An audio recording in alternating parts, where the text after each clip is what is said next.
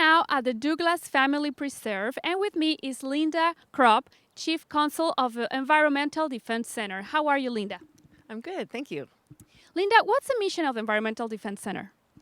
We are a nonprofit here in Santa Barbara, and we also do work in Ventura and San Luis Obispo counties. Our mission is to protect our local environment through education, advocacy, and even legal action if necessary. So we help other groups in the community protect open spaces like the Douglas Family Preserve, help protect our environment from pollution, help protect our air quality and water quality and our ocean environment. When was it founded? We were founded in 1977, shortly after the 1969 oil blowout. And the reason we were formed was because after the 1969 oil spill, there were a lot of new groups that formed. A lot of people had a renewed awareness in how important it is to protect our environment. And also, a lot of federal environmental protection laws were passed. And so you had this whole community of activists and people concerned about the environment trying to use these new environmental protection laws, and they needed some help to do that. So we were actually formed to pretty much be the environmental lawyers for our community. Now, I know you have a lot of programs, and obviously they all have issues related to the environment. Let's start talking about the Environmental Justice Program. How does it work? Well, our main concern there is to try to protect people from exposure to pesticides and other toxic chemicals in the environment. And we reach out to people who may be a little less served or less educated on the issue. We go into the communities, we work with farm workers. We've been trying to get our local public parks and schools pesticide free, and we've been very successful in that effort.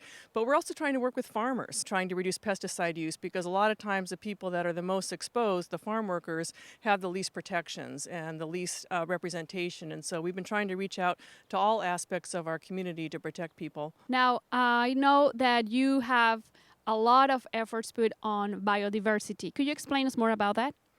Sure. Well, we are very fortunate to live in one of the biodiversity hotspots on the planet, believe it or not, because where we live on the Pacific coast. We have cool northern Pacific waters that meet warm southern Pacific waters, and they mix here. So you get northern species, southern species, and species that rely on that mix. So we have incredible biodiversity right here in the Santa Barbara Channel and along the Gaviota coast. And so we've done a lot of work to try to protect the ecological integrity of this area. We've been working to protect the Gaviota coast.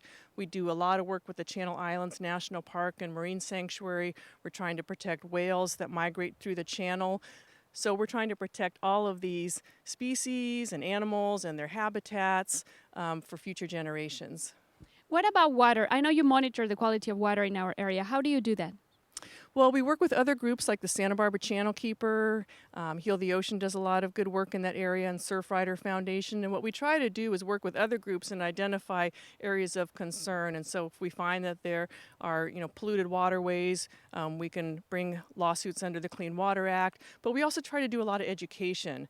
We helped the county and the city form Project Clean Water as using education as a tool to try to clean up water quality and try to get people to do the right thing without having to file lawsuits. And that's been a very successful effort. Now, one of the most interesting things that you do is to protect land and also allow public access. How do you manage both?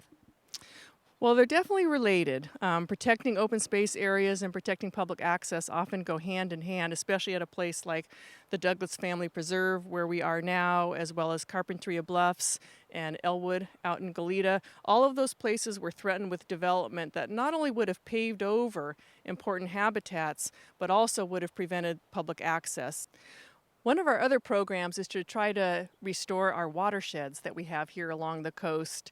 And the way we do that is by trying to bring steelhead back into the watershed system. Steelhead are important because they tell us, they're kind of a keystone species, and they tell us how healthy our watershed is in terms of water pollution, in terms of how much water is flowing in the river. So what we're trying to do is restore our watersheds for fish, for people, for drinking water supply, and for habitat. Also would like to ask you about the offshore oil and gas program. This is one of our most important programs. It's been 40 years since the 1969 oil spill, and yet we still have about 20 oil platforms off of our coast. More oil development is constantly being proposed, especially offshore Santa Barbara County. And so one of our priorities has been to stop any new development, but also get rid of what's here. We still have oil spills, we still have toxic gas leaks that affect our community. And so what we're trying to do is work with the federal government, we have a new administration now, and try to continue the protection for the California coast that we enjoyed for so many years. Tell me more about your staff members. We have a great team, and one thing I'd like to point out is one of the benefits of working at the Environmental Defense Center is we have a great team within our organization, but we also get to work with most of the other environmental groups in town because they will hire us on different issues. And so the team actually expands even beyond the Environmental Defense Center into the community. At the Environmental Defense Center, we have a team of lawyers as well as environmental analysts. And so we work on education. We have program areas like our environmental health project, our marine sanctuary project. We have environmental analysts that help us work with scientists and other experts and bring that kind of expertise to the issues. Sure, and this will be a great time if you can share your website and phone number. Sure, our website is www.edcnet.org. That's www.edcnet.org. And our phone number is 805-963-1622. Well, thank you, Linda, for all that information. And if you want to volunteer, you got the website and the phone number. And again, I wish you the best for you and your organization. Thank you very much. For more information on the Nonprofit Spotlight, check our website at www.sbchannels.tv or call 963-3893.